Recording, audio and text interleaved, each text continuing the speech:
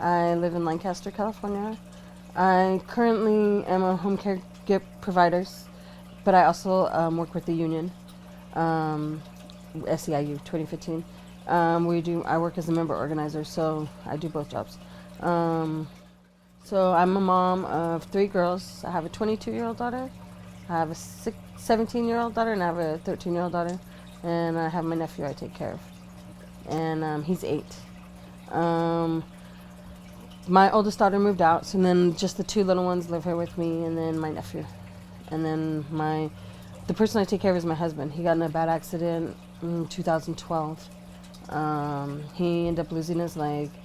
His left side, he broke his neck in 3 spots. His left side is kind of messed up. His hand, he doesn't, only these 2 fingers work. So he was a mechanic, so he doesn't work anymore. So our life is kind of, it's kind of hard. We get food stamps. So that helps. We don't get a lot, but we get enough to where it helps. We used to didn't get them, and then so they're like $300 a month in food, and if you have to pay bills, you have to. It's crazy when you have to work and still get assistance. It's crazy. I was raised by my grandma and grandpa, because my mom was like a crazy drug addict, and my dad was in prison. So then when we were little, if somebody needed a place to stay, my grandma they would stay they wouldn't need a place. My grandma would let them stay there. She would make them food.